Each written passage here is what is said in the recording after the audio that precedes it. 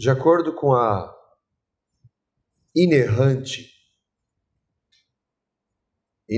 fácil de entender, sem erro, palavra de Deus, há milhares de anos, aproximadamente entre 6 e 10 mil anos, Deus, o único Deus,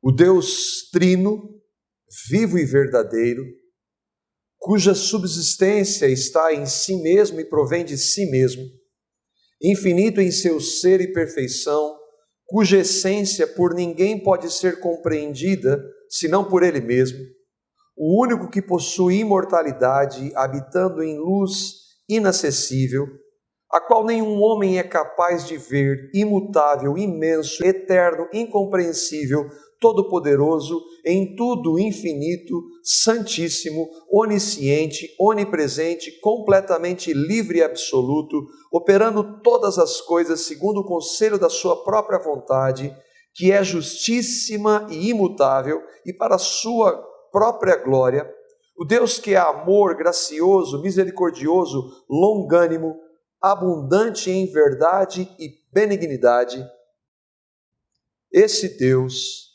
decidiu criar o universo.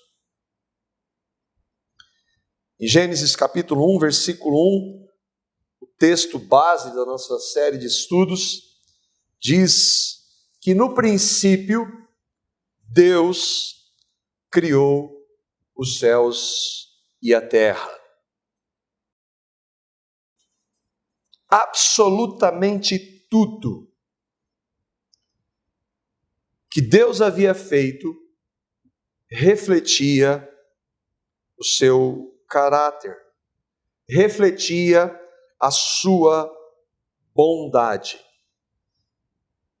No versículo 31 desse mesmo texto, Gênesis 1, 31, e no versículo seguinte, o versículo 1 do capítulo 2, diz que, e Deus viu tudo, galáxias, a terra, animais, vegetais, os seres espirituais e o homem. Note que o ser humano não é um animal. Tudo que Deus havia feito havia ficado muito bom. Ele encerra a sua criação à tarde e amanhã do sexto dia, um dia de 24 horas.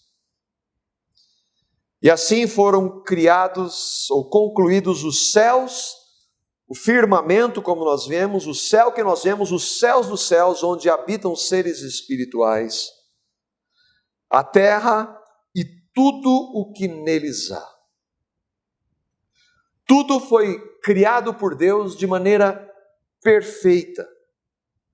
E eu já me perguntei algumas vezes, hoje não mais, meu coração descansa em relação a isso. Para quê?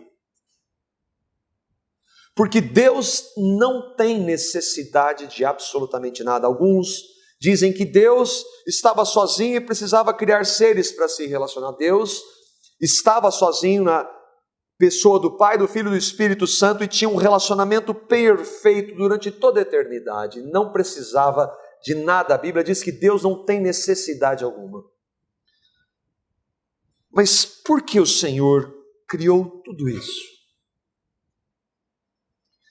Ele fez porque Ele quis, e Ele fez para a sua glória, e essa é a resposta. Alguns não estão contentes com ela. Meu coração descansa em saber que Ele fez porque Ele quis. Afinal, Ele é Deus. E aquela definição da confissão de fé batista do século XVII é uma tentativa humana de definir Deus. Ou seja, impossível. Apocalipse capítulo 4, versículo 11, nós já vimos também, diz, porque Deus fez. Tu, Senhor e Deus nosso. E João está sendo exclusivo aqui. só Deus. És digno de receber a glória, a honra e o poder. Só Deus é digno de receber qualquer honra, glória e poder. Nós não. Não há em nós nenhuma dignidade. Só Ele. E por que só Ele é? Porque criaste todas as coisas e por tua vontade elas existem e foram criadas. Porque Deus criou tudo. Porque Deus é Deus. Porque Ele quis. Já ouvi dizer, mas esse Deus, ele é egocêntrico.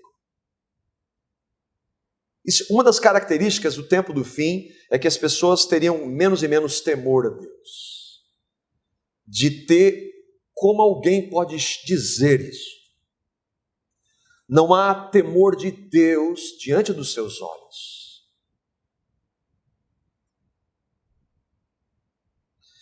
Essa é uma percepção. Mas ela não muda a realidade que só Deus é digno de receber toda a honra, glória e poder. Os céus declaram a glória de Deus. Salmo 19:1. Deus não existe. Os céus declaram a glória de Deus. Todo mundo sabe disso. Isso não é uma tentativa de convencer quem quer que seja. Não, isso é um fato inquestionável. Os céus declaram a glória de Deus. E o firmamento proclama a obra das suas mãos. Olhe para o céu, você sabe que Deus existe. É inquestionável a existência de Deus, por mais que hoje uma outra índice daqueles que dizem, que mentem para eles mesmos que Deus não existe. Puxa, dentro de tudo que Deus havia criado, a matéria inanimada, os seres vivos, vegetais, animais, seres humanos espirituais, dentre esses seres e tudo que Deus fez, havia dois tipos, ou há dois tipos de seres que são diferenciados de todos os demais. Porque eles foram criados com uma capacidade, não evoluíram para essa capacidade, eles já foram criados com essa habilidade, capacidade dada por Deus, que é a vontade. Os primeiros foram seres espirituais, e depois a obra-prima de Deus, o homem, criado à imagem e semelhança. Para encerrar tudo que Deus fez, Ele decidiu criar um ser, a sua imagem e semelhança. Tudo era perfeito, afinal havia sido criado por um Deus que é perfeito. Mas, de uma maneira que nós não sabemos exatamente, nós não temos compreensão detalhada na Escritura, só que o que está lá está claro para nós e é suficiente. O mal entrou nessa criação perfeita de Deus.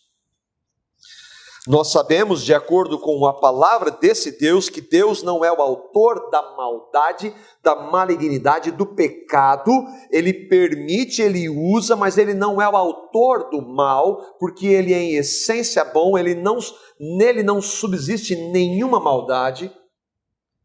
Deus permitiu que o mal entrasse. No universo, o mal entrou e o mal se chama pecado. Entrou por meio de um dos seres espirituais criados por Deus e que hoje se chama a antiga serpente, o diabo, Satanás, um ser pessoal, não uma metáfora, mas um ser pessoal com vontade que escolheu desobedecer a Deus. Nós não sabemos especificamente como foi a queda de Satanás, ainda que nós já vimos alguns textos que são usados para atribuir a Satanás a queda, Ezequiel e Isaías, mas nós podemos entender, mas não podemos ser taxativos em relação àqueles textos. A Bíblia diz que o diabo caiu por causa da soberba. E 1 Timóteo, capítulo 3, versículo 6, e é muito interessante nós vermos isso, porque Paulo está falando para Timóteo na escolha daqueles homens que deveriam que foram chamados para o ministério pastoral, por isso homens, ou bispos. Paulo estabelece um critério para Timóteo, dentre outros, e ele diz, e ali nós vimos a descrição da motivação e da causa da queda de Satanás, que nós somos sujeitos a isso. Esse homem escolhido, Paulo está dizendo, Timóteo, quando você for escolher os bispos, ele não pode ser um recém-convertido ou um neófito, ele não pode ser um novo na fé, para que, e o ponto que eu queria que nós entendêssemos, é que ele não se ensoberbeça e caia na mesma condenação que caiu o diabo. Nós não sabemos como se deu, mas o diabo caiu na sua soberba. E como ele usa isso, e como nós somos tentados a isso. No universo foi assim, na terra o pecado veio por um homem. Romanos capítulo 5, versículo 12. Este homem foi tentado por esse ser espiritual e pecou voluntariamente contra Deus. Portanto, da mesma forma como entrou o pecado no mundo, e esse mundo, a Bíblia usa a palavra mundo para vários significados, mas no caso aqui é a terra. O pecado entrou no planeta Terra por um homem. Esse homem foi um homem criado por Deus que se chama, ou se chamava, Adão. Ele não simbolizava, Adão não é um símbolo da humanidade, não, foi um homem criado por Deus. Por um homem entrou o pecado, e pelo pecado a morte. Sem pecado não haveria morte. E assim a morte passou a todos os homens, e aí, por isso que eu e você vamos morrer, por isso que todo ser humano morre. Por quê? Porque todos pecaram. É por isso que cristãos sofrem de câncer, morrem de câncer. É por isso que crianças morrem de câncer. É por isso que crianças são violentadas, são escravizadas, por causa do pecado do homem, do nosso pecado. O pecado entra na humanidade por Adão, e alguns vão dizer, o que culpa eu tenho com o pecado de Adão? O fato é que o pecado ele é hereditário. E Paulo diz em 1 Coríntios 15, nós não vamos ler, que em Adão todos morrem, em Adão todos pecam, e isso significa que nós somos responsáveis. Eu desafio você pelas suas próprias forças. Já que você não concorda, que você não tem culpa, pare de pecar. Decida, a partir de agora eu não peco mais. Nós faríamos o mesmo que Adão fez. Todos somos responsáveis. Como é que está a criação do Deus perfeito hoje? A maioria não quer a Deus e o índice vai aumentar. Doenças, guerras, violência, perversão. Quando você acha que chegou no topo, tem uma outra novidade. Famílias destruídas, falsos deuses, falsos líderes, falsos mestres.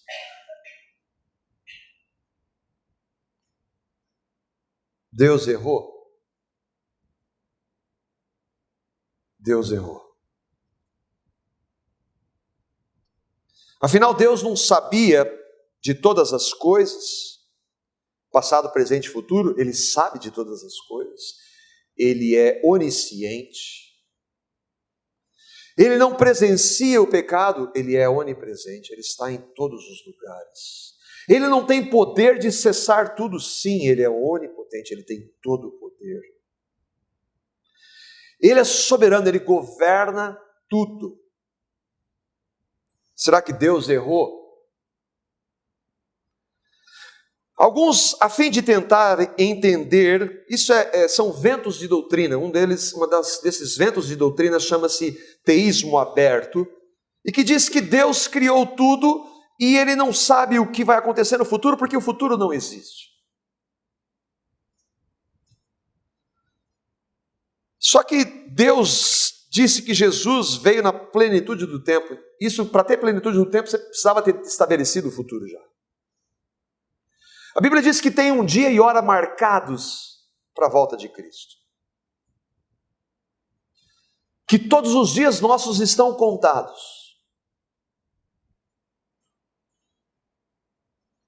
Então, essa ideia de que Deus não controla, é inconcebível dizer que Deus não sabe o que vai acontecer.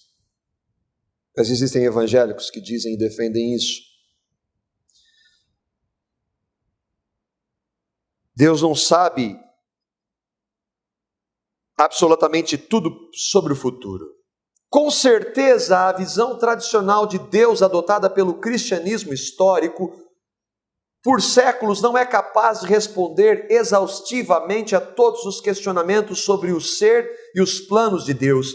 Essa palavra, ela própria é a primeira em admitir esse ponto. Contudo, é preferível permanecer com perguntas não respondidas a aceitar respostas que contrariem conceitos claros das Escrituras.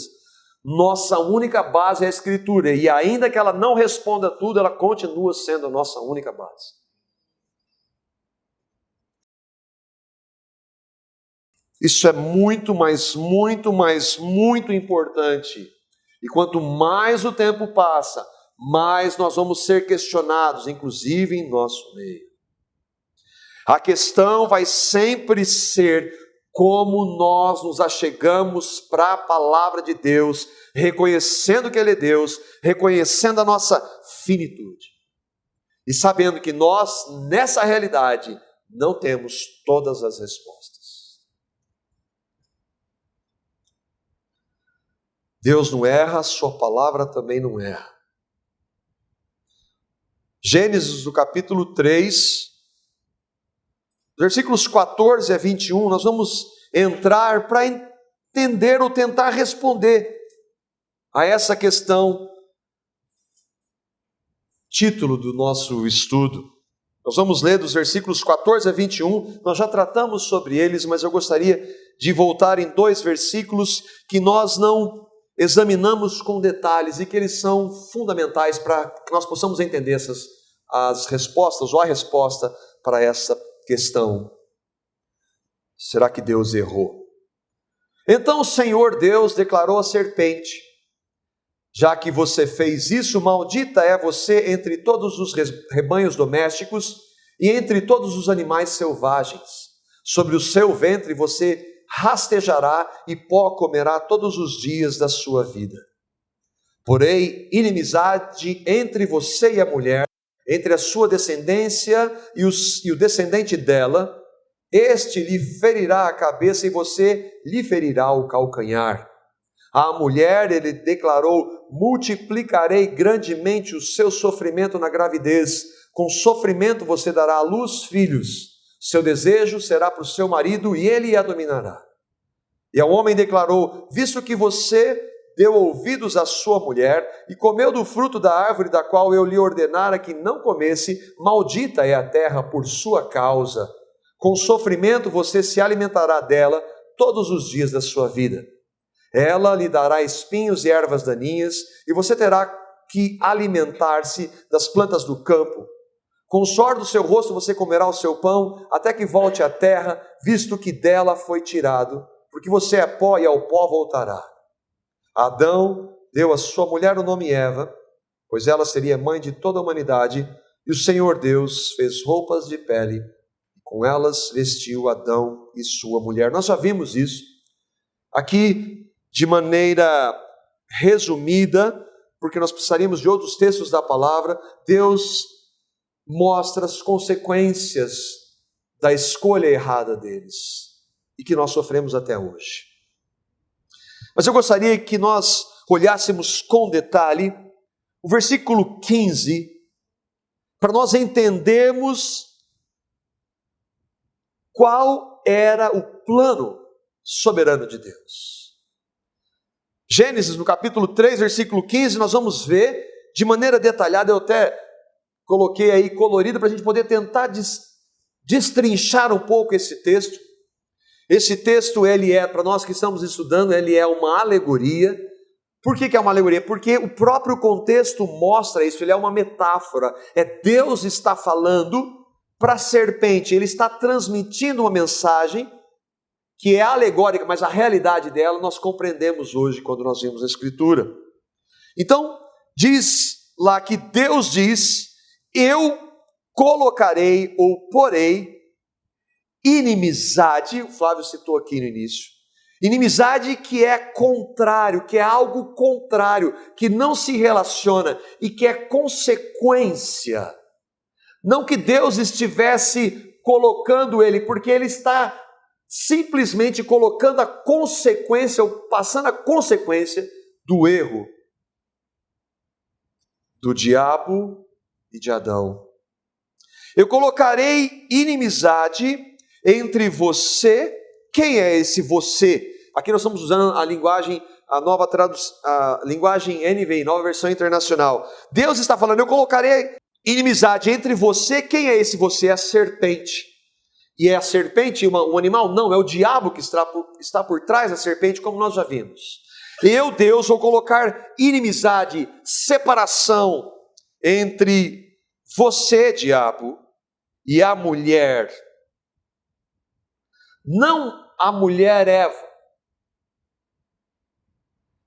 Ele quer tratar daquele que viria pela semente ou pelo fruto da mulher. Entre a sua descendência, a descendência de quem? Do diabo. E quem é essa? Todos nós nascemos mortos espiritualmente, nós somos, por mais difícil que seja pensarmos, espiritualmente somos filhos do diabo. A não ser que algo aconteça. A sua descendência, toda a raça humana que descende do homem, nasce em pecado, nasce separada de Deus. E o descendente dela, da mulher, o descendente, vai ferir você, Satanás, na cabeça. Você vai feri-lo no calcanhar. O que isso significa? Eu queria que nós pensássemos em 3 questões para nós. Quem é esse descendente? O que acontece ali nesse ferir que Deus está dizendo? E o mais importante para nós aqui agora, qual é a minha e a sua relação com isso aqui? Vamos tentar, com figuras, responder, destrinchar o texto. Deus disse: eu vou colocar inimizade entre você, Satanás, e a mulher. É isso que o texto diz. A sua descendência, a descendência de Satanás, que somos todos nós por causa do pecado, e o descendente da mulher. Por quê? Jesus nasce a partir de uma mulher. Só que ele não tem um pai humano. Não há a transmissão do pecado. Maria concebe, tem a concepção que virginal, ela era virgem quando ela fica grávida de Jesus. Como é que alguém virgem pode ficar grávida? Quando Deus faz uma intervenção. Deus gera em Maria o descendente. Fisicamente. uma criança, um menino que vai crescer e vai passar pelo processo que nós passamos. O texto continua dizendo que você, Satanás, vai ferir o descendente no calcanhar. E alguns irmãos vão entender que essa é a morte ou o sofrimento na cruz. Mas o que é um ferimento no calcanhar perto da ferir a cabeça, uma ferida mortal? É isso que o texto diz. É isso que a igreja entende desde sempre, o que isso significa. O descendente é Jesus. Deus como homem, filho de Deus, o pai dele é Deus, ele é Deus homem. O descendente é Jesus. A segunda questão é, o que significa esse ferida no calcanhar e ferida na cabeça? É o sacrifício de Jesus. Sendo Deus, sem pecado, vem até a terra, morre na cruz, como determinado por Deus. E esse é o ferimento que o diabo sofre quando Jesus morre, porque o diabo não sabia o que ele estava fazendo. Ele achava que ele estava triunfando quando ele, com seu plano, que arquiteta para a morte de Cristo, ele já havia tentado isso uma vez, quando Jesus era uma criança. Mas Deus frustra os planos de Satanás. Mas agora ele acha que ele consegue, ele tenta Jesus. E a palavra diz que ele tenta Jesus na tentação no deserto e ele não vence Jesus, mas a Bíblia diz que ele volta em tempo, ele voltaria em tempo oportuno. E ele acha então que ali ele move toda aquela circunstância maligna contra Jesus, um homem que não tinha feito absolutamente nada de errado do ponto de vista humano. Ele foi condenado injustamente porque o diabo arquitetou, inclusive entrando em um homem, Judas, para promover aquilo. E o diabo disse: essa é a minha vitória. Mas ele não sabia que por trás do plano dele havia um plano soberano de Deus. E de que o que ele achava que era a morte, que era a vitória dele em Cristo morrendo na cruz, Deus faz desta morte a vitória de todos aqueles que nele creem. Jesus não fica na morte, ele ressuscita dos mortos, algo que o diabo, ele não é onisciente, ele não sabe o que vai acontecer no futuro, não sabia. Jesus então foi um plano B, porque não deu certo tudo aquilo no começo, então Jesus lança Gênesis 3, Deus lança Gênesis 3,15, não deu certo aqui, eu vou ter que corrigir esse plano e eu vou enviar o meu filho. É isso? Não. Jó capítulo 42, versículos 1 e 2. Você conhece a história de Jó? Jó era um homem temente a Deus. Deus diz isso em relação a ele. E Jó sofre de maneira que nenhum de nós aqui jamais sofreu. Perde tudo que ele tinha, filhos, maior sofrimento que eu creio alguém pode ter, saúde, tudo. Deus permite aquilo. E há um momento que Jó, ele lamenta, pudera, né? E então Deus chama Jó para conversar. E Deus apresenta alguns atributos de quem ele era para Jó. E Jó que conhecia Deus, mas conhecia de maneira tão insignificante. Ele vai dizer: Senhor, eu só te conhecia de ouvir falar. E ele então reconhece, o contexto aqui é sensacional, Jó tinha sofrido tudo aquilo. E ele diz assim: Jó respondeu ao Senhor, porque Deus faz perguntas para Jó que ele não tem resposta. E então Jó diz: sei que podes fazer todas as coisas e nenhum dos teus planos pode ser frustrado. O que isso significa? Do ponto de vista humano e pecador, parece que Deus, na história, ou no início da sua criação, ele foi pego de surpresa. Só que a nossa base não é a nossa percepção falha e pecadora. A nossa base é a palavra de Deus. O que aconteceu então? Nós entendemos que Deus não foi pego de surpresa, ou não foi feito um plano B, porque o que aconteceu com Cristo não aconteceu somente há 2000 anos atrás. Apocalipse, a carta escrita do Apocalipse, escrita por João, significa revelação. E ela narra o fim da história. E há um momento perto do fim de todas as coisas, cada dia que passa nós estamos mais próximos desse fim.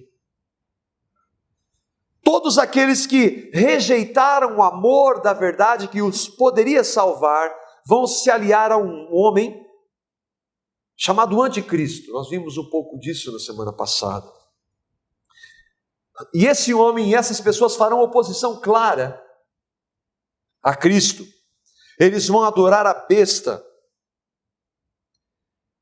E naquela hora e naquele momento, cristãos vão sofrer intensamente, como acontece hoje em muitos lugares, mas ali no mundo inteiro, muitos cristãos vão sofrer, porque eles não vão negar a Cristo. E no capítulo 13, João revela algo, e aqui é o ponto para mostrarmos que tudo isso está debaixo do plano de Deus. Apocalipse capítulo 13, no versículo 8, que é esse contexto, ali é o fim de todas as coisas, o fim. Há um grupo daqueles que rejeitaram a Cristo e estão adorando a besta, e o texto diz assim: e adoraram-na. Quem é esse adoraram-na? A besta, o anticristo. Quem vai adorar? Todos os que habitam sobre a terra. Quem são esses? São aqueles que rejeitaram a Cristo, rejeitaram o Evangelho, rejeitaram a graça. Eles cujos nomes não estão escritos no livro da vida do Cordeiro, que foi morto quando? Desde a fundação do mundo. Antes de existir mundo, Cristo já havia sido imolado. Entende como o plano de Deus não pode ser frustrado. Jesus morreu, Pedro diz isso, Jesus morreu fisicamente há 2000 anos. Mas ele foi sacrificado por aqueles que creriam nele antes do mundo existir. Quem é o descendente? O que é o sacrifício? Qual que é a terceira questão? O que eu e você temos a ver com isso? Qual que é a minha e a sua relação em relação a isso que nós estamos vendo? Ou isso são apenas conjecturas filosóficas? Ou é teologia? É incompreensível? Qual que é a nossa relação? Eu e você somos criaturas de Deus. Como criaturas de Deus, nós vamos ter que prestar contas das nossas vidas a esse Deus. Por mais que pessoas neguem e não queiram, elas vão chegar diante desse Deus. E eu e você vamos. E se nós vamos prestar contas diante de Deus pelas nossas vidas, por termos nascido em inimizade, estamos em inimizade contra Deus, tudo que nós tentarmos, sejam as ações que forem, a partir de nós mesmos, nós jamais vamos poder ser aceitos por Deus.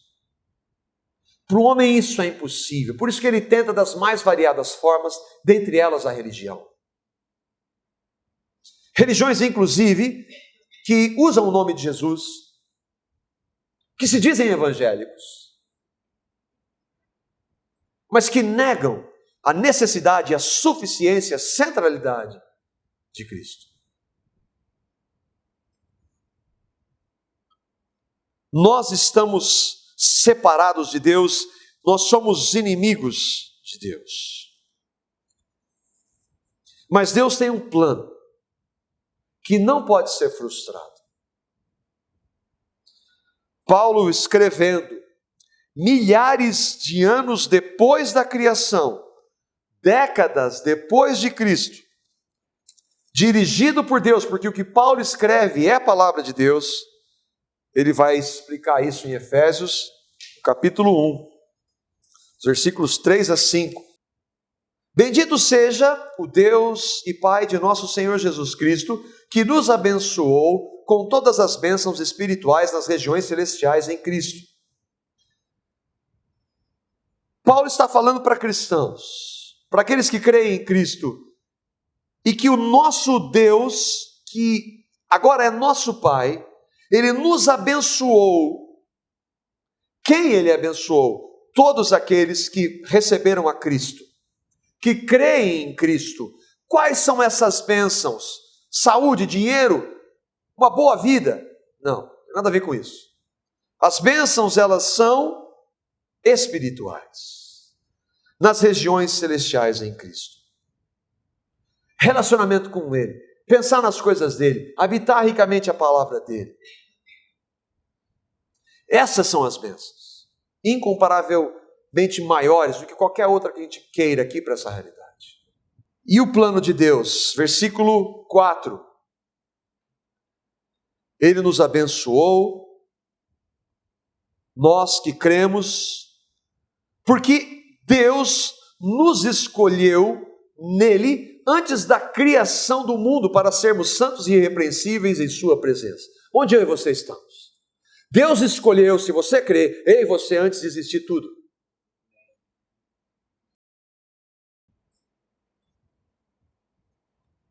Deus nos escolheu em quem? Em Cristo.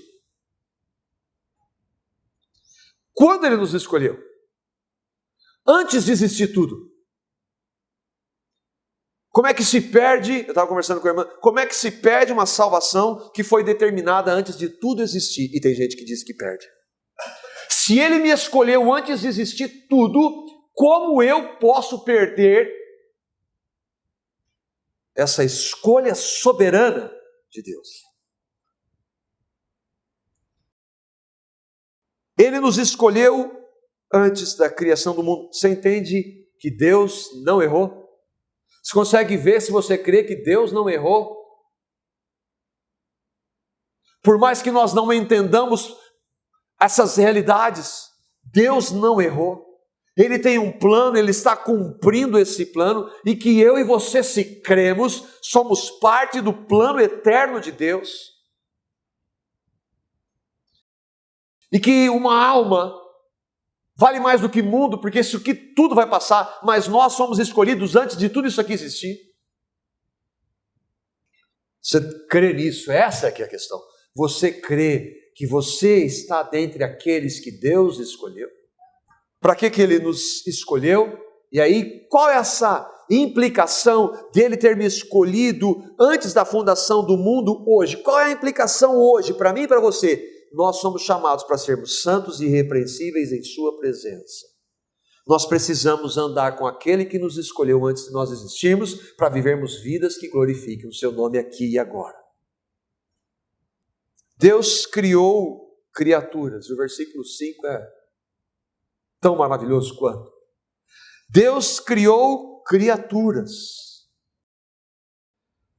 Ele é Deus, Pai, Filho e Espírito Santo. Pleno, é aquele Deus que nós lemos no início, sem necessidade de nada, nem de ninguém.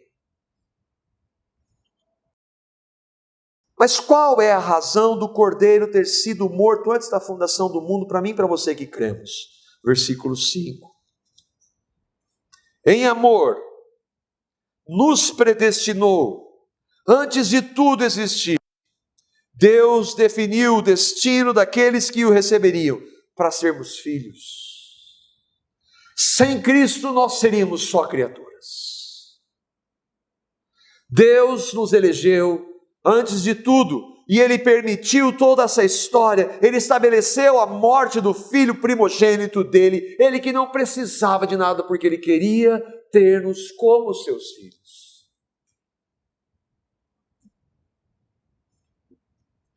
em amor nos predestinou para sermos adotados. Ele que é o Pai, que tinha o seu Filho perfeito, primogênito, santo em toda a eternidade, decidiu ter mais filhos. Não são todos filhos. Para sermos adotados como filhos por meio de Jesus Cristo, conforme o bom propósito da sua vontade. Ele não poupou o seu próprio Filho para ter mais filhos, para nos fazer filhos. Quando o Filho dele, sem pecado, antes de ir para a cruz, o seu suor era de sangue, clamando: Pai, se for possível, me livra disso. Aquele era o filho, o único filho que ele poderia ouvir. Ele não tinha cometido nenhum pecado, ele não precisava, ele não tinha necessidade, ele fez isso por amor. E ele clama: Pai, afasta de mim esse cálice. Mas porque ele nos elegeu como filhos, antes de tudo, ele não poderia fazer aquilo. Deus nos fez filhos por meio de Cristo. Entende como Deus não errou? Como não foi um plano B? Como não foi frustrado?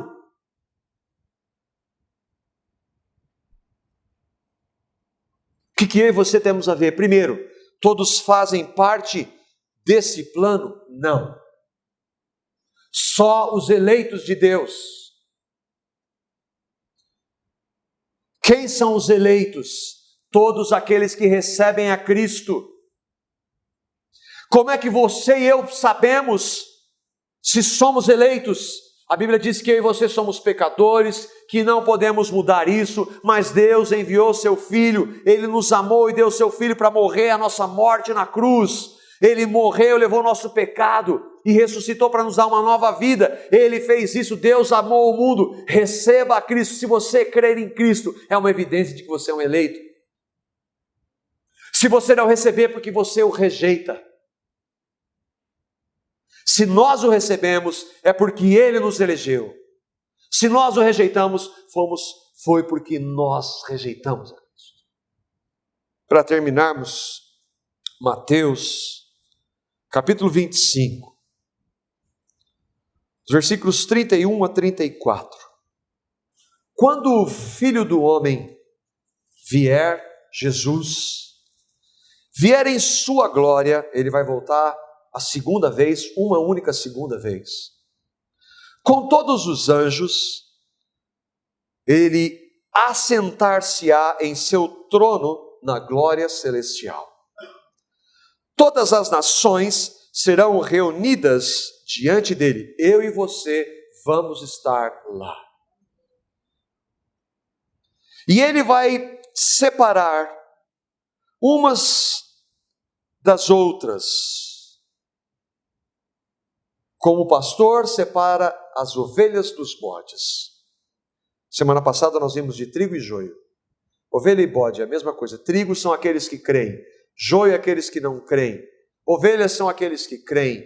Bodes são aqueles que não creem.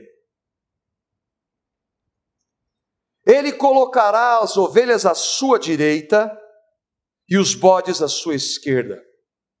Então o rei dirá aos que estiverem à sua direita: vinde, benditos do meu Pai. De quem vocês são benditos? Do meu Pai. Eu vim morrer por vocês, para que vocês, e agora vocês são meus irmãos.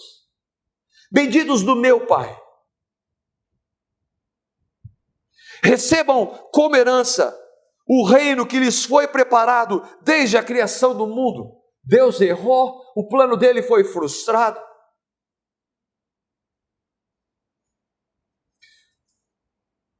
Como este reino foi preparado? Foi preparado pelo Cordeiro que foi imolado antes da fundação do mundo.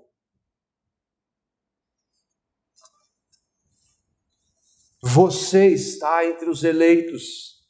Você, um dia na sua vida, você colocou o seu rosto em chão e disse: Senhor, eu sou um pecador.